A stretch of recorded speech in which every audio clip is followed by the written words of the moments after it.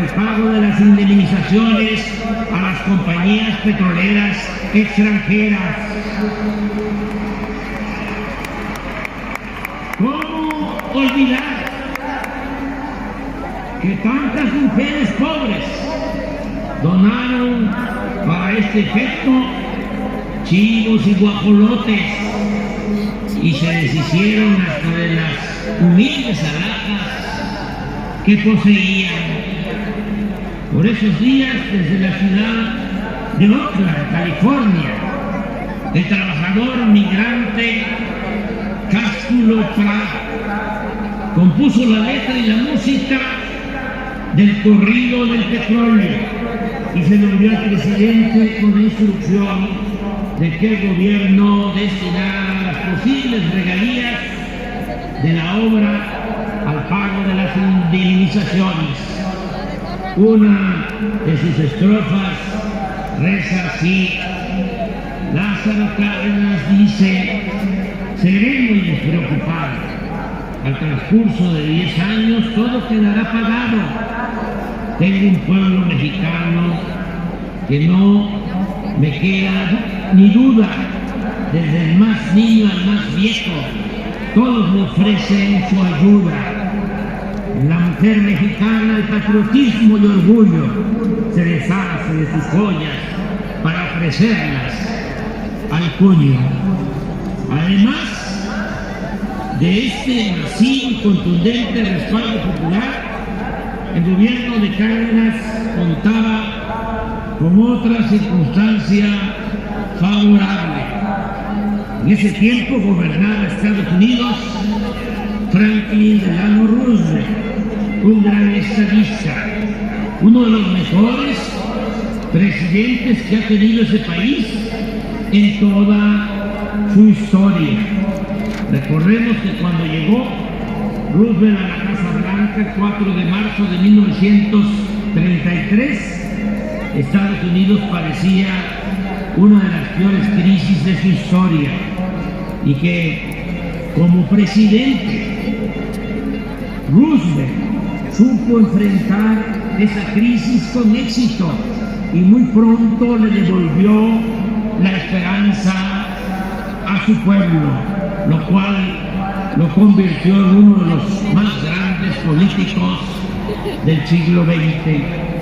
En cuanto a su política exterior, recordemos que en un discurso memorable es el antecedente de los principios de la ONU, el 6 de enero de 1941, expuso al mundo 4 libertades fundamentales: el derecho a la libertad de palabra, el derecho a la libertad de culto, el derecho a vivir libres de miseria y el derecho a vivir libre de temor. La presidencia de Roosevelt aplicó la política de buena vecindad con los países del continente americano. En ese entonces se definieron los principios de cooperación económica y política. Se reconoció la soberanía de Cuba y de Panamá y se ordenó la retirada militar estadounidense de Nicaragua y de Haití. No es casual que el gran poeta Pablo Neruda lo llamara un titán de las luchas, de las libertades, un presidente gigantesco. La autenticidad de su política de buena vecindad tuvo su mejor ejemplo en el respeto a la soberanía de nuestro país. Durante los 3 periodos presidenciales de Roosevelt, las relaciones entre México y Estados Unidos fueron excepcionalmente buenas. En los días posteriores a la expropiación petrolera, en una carta le reconoce. Mi gobierno, escribió el general, considera que la actitud asumida por los Estados Unidos de Norteamérica en el caso de la expropiación de las compañías petroleras viene a afirmar una vez más la soberanía de los pueblos de este continente que con tanto empeño ha venido sosteniendo el estadista del país más poderoso de América, el excelentísimo señor presidente Roosevelt. Cástulo Prado, el poeta que ya citamos, poeta popular, también dejó testimonio de la rectitud, la altura y el respeto con que se comportó el presidente del país vecino. Los versos de Cástulo decían: los millonarios pedían que fuera la intervención. A los Estados Unidos fueron a poner su queja. No suena.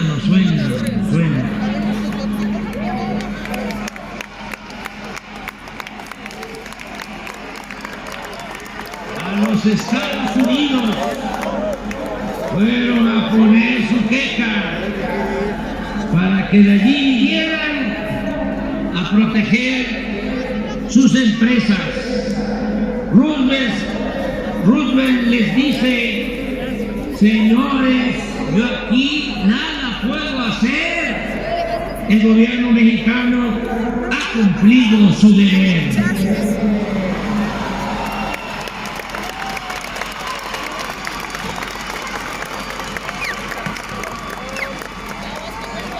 Los buenos resultados de esta política tuvo mucho que ver el embajador de Estados Unidos en México, Joseph Daniel, quien actuó con sabiduría y habilidad en los años más difíciles de las relaciones entre los dos países.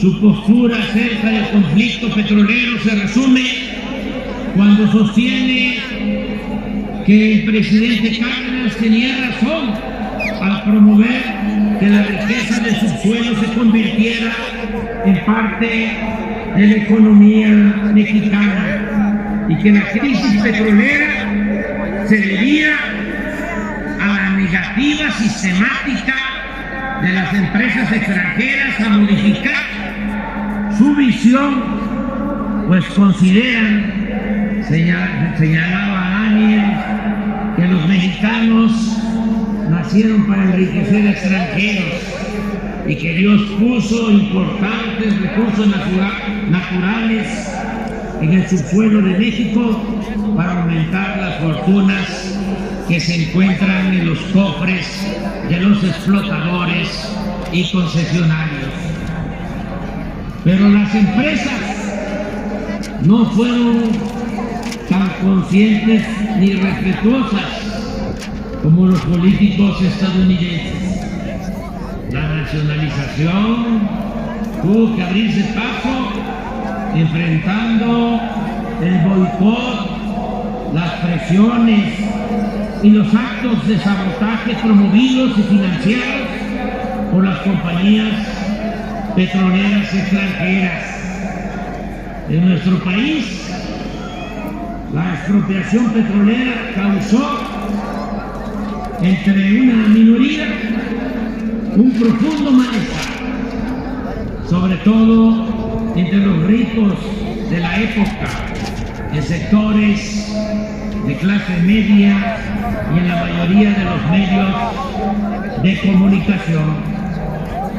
Es interesante, y esta es una lección, destacar que históricamente la derecha siempre se reagrupa cuando se pretende llevar a cabo un cambio democrático y se torna de plano intolerante y hasta violenta cuando se trata de reivindicaciones sociales a favor del pueblo y del dominio de la nación, con la intervención del embajador de Estados Unidos.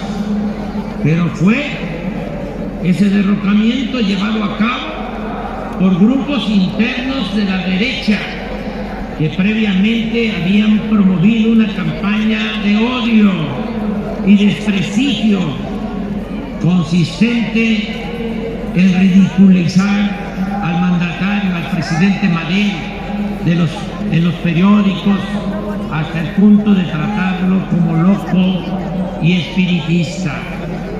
Lo mismo sucedió cuando la expropiación, que aunque no afectaba de manera directa a intereses privados nacionales, sirvió para aglutinar todo el descontento de los grupos conservadores contrarios a la política agraria, laboral y educativa del general Cárdenas. En este ambiente se funda el 17 de septiembre de 1939 el Partido Acción Nacional, que nace criticando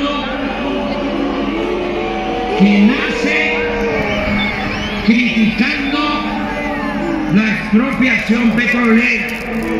Digo esto aquí en el Zócalo porque no estoy mintiendo, estoy hablando con la verdad.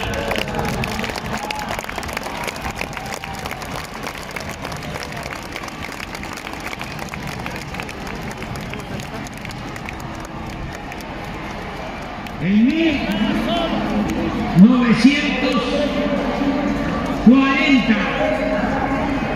toda esa reacción se manifestó con mucha fuerza en la elección presidencial.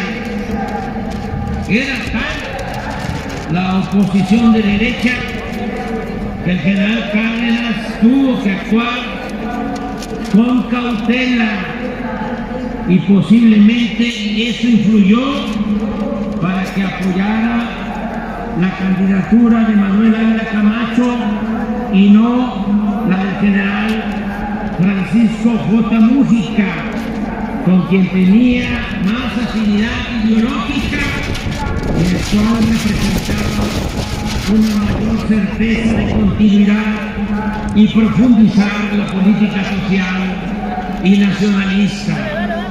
Siempre se ha hablado de que el general no optó por Múgica ante el riesgo de una intervención extranjera.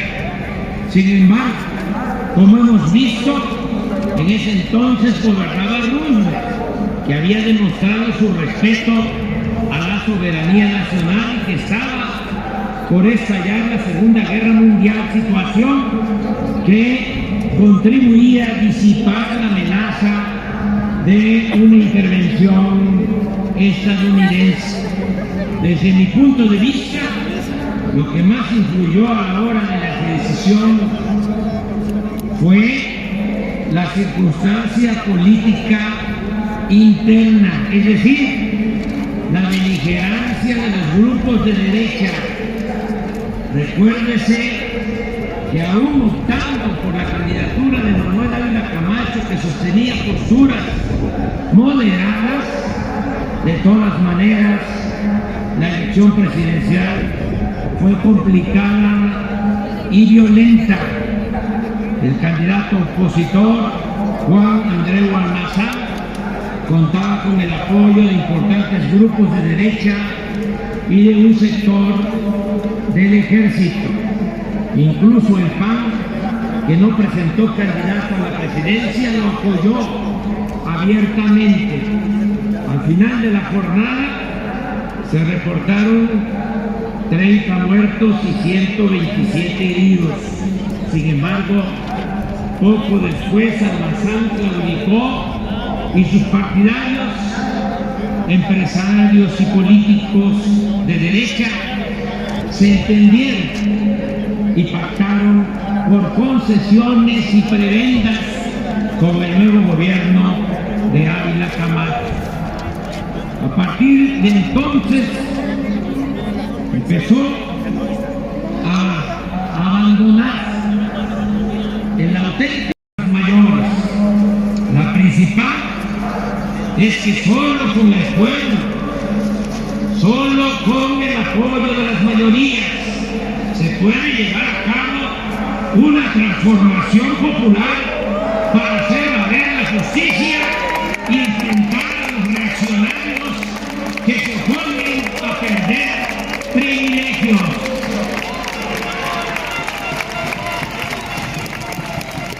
Por eso, hoy de nuevo manifestamos, exclamamos a los cuatro vientos: nada de zigzaguear. Sigamos anclados en nuestros principios.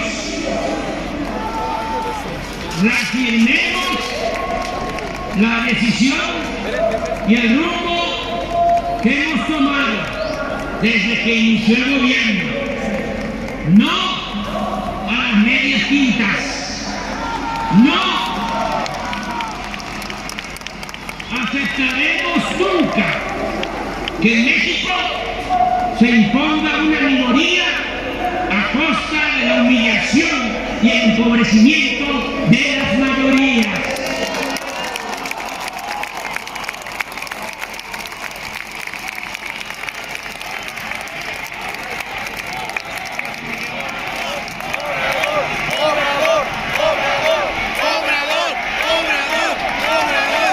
Por eso, en nuestro mandato se combate la corrupción. Existe un gobierno austero, sin lujos, y todo lo ahorrado se destina a financiar los programas de bienestar, como la pensión a los adultos mayores, el apoyo a las personas con discapacidad, a madres solteras, a campesinos y pescadores, becas a estudiantes de familias pobres, internet para todos,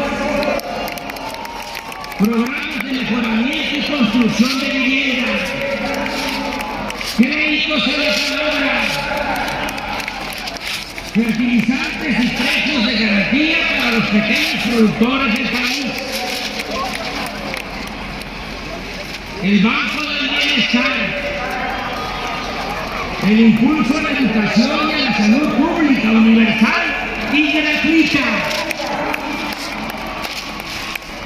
Este año, más de 25 millones de personas recibirán apoyos directos que suman 600 mil millones de pesos. En otras palabras, de 35 millones de hogares que hay en el país, ya en el 71% llega al menos uno de los programas para el bienestar.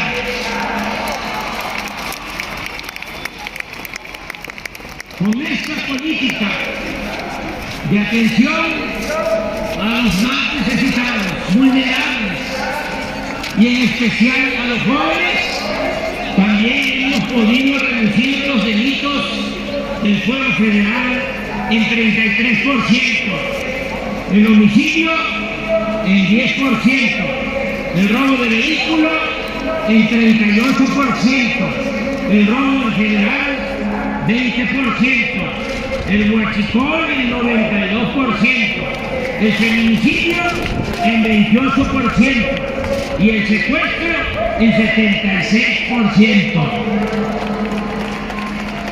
Asimismo, los ahorros por no permitir la corrupción ni los derroches presupuestales nos han permitido evitar más deuda. No hemos solicitado deuda adicional desde que estamos en el gobierno.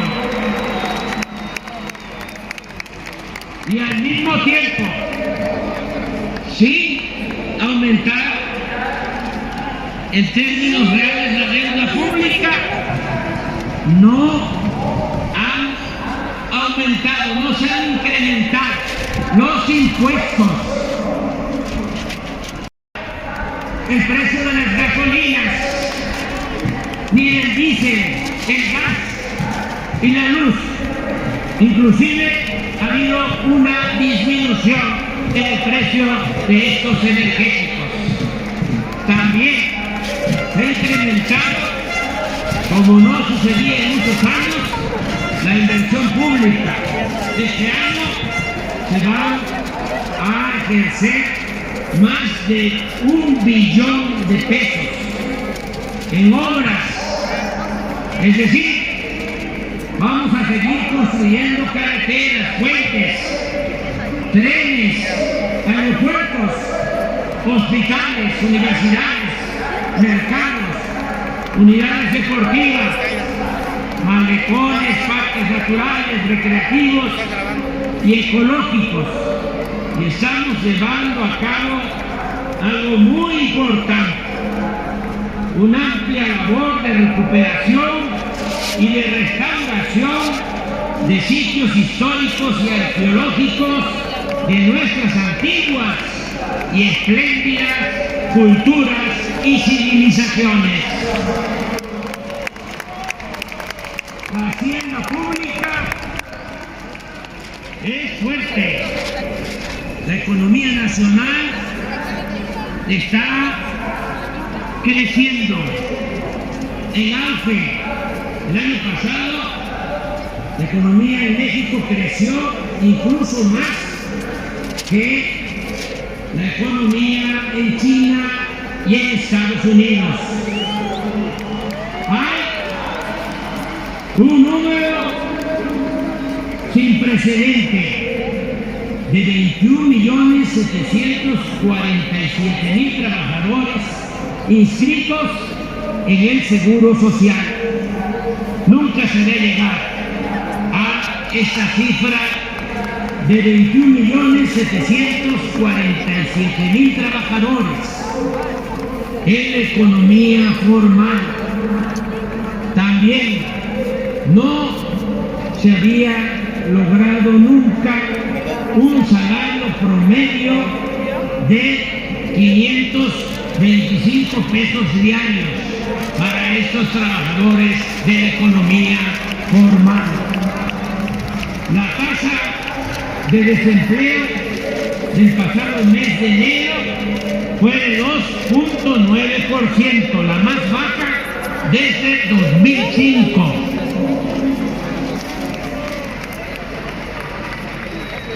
Estamos haciendo obras. Aquí mismo se está rehabilitando la línea que se fracturó del metro. Se está desde luego construyendo los trenes Toluca, Ciudad de México, el Tren Maya, el Transísmico y muchas obras, muchas. ¿Qué está pasando? De que logramos, después de muchos años, que Estados Unidos ofreciera visas temporales de trabajo.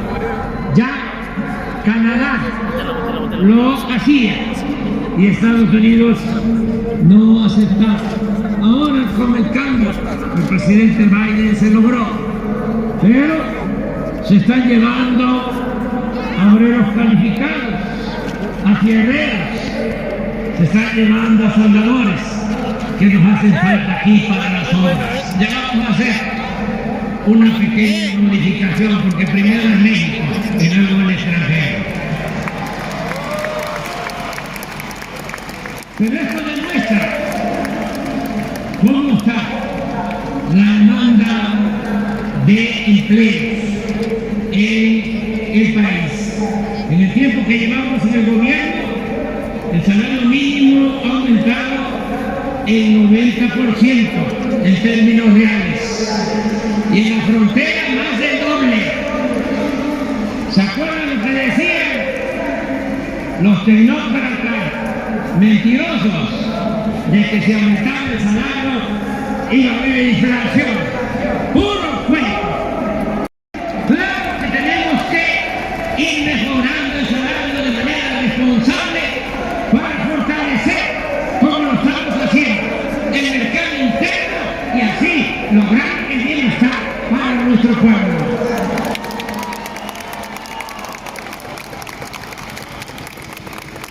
La bolsa de valores, las utilidades de las empresas y los bancos registran buenas ganancias. Las reservas del Banco de México se han incrementado en 15%, 200 mil millones de dólares de reservas del Banco de México. La inversión extranjera ha escalado a cifras antes no vistas. Lo mismo ha ocurrido con las remesas de nuestros paisanos migrantes. Muchas gracias, paisanas, paisanos.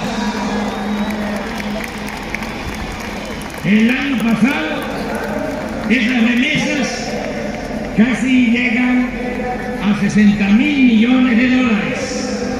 Este año vamos a superar los 60 mil millones de dólares.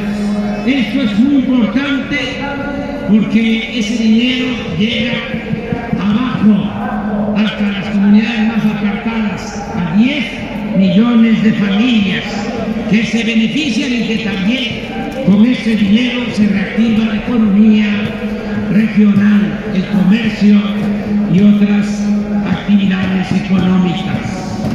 También es importante subrayarlo, el peso es la moneda que más se ha apreciado en el mundo con relación al dólar. Esto no sucedía desde hace más de 50 años. También hemos orientado nuestros recursos y esfuerzos para alcanzar la autosuficiencia alimentaria y la autosuficiencia energética. En esto último, como aquí informó la secretaria de Energía y el director de Pemex, podemos asegurar que se está garantizando la soberanía petrolera. El año próximo no vamos a comprar gasolina, ni diésel, ni otros petrolíferos en el extranjero. Vamos a procesar toda nuestra materia prima.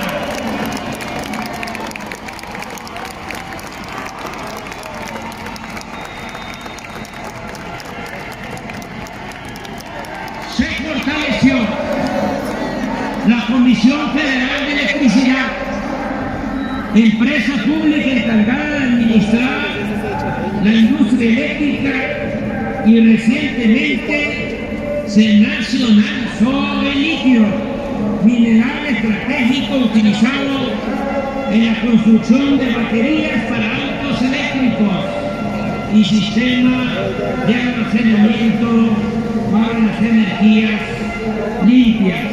Me llena de orgullo poder recordar, bueno, hago un paréntesis para decir que ofrezco disculpas porque estoy tardando. Pero ya estoy por terminar. Me llena de orgullo poder recordar hoy, 18 de marzo, que a pesar del entreguismo que prevalecía antes de que llegáramos al gobierno, pudimos quitar del Tratado de Libre Comercio un amplio capítulo que comprometía en ese acuerdo nuestro petróleo y poner en su lugar un pequeño párrafo que los voy a leer.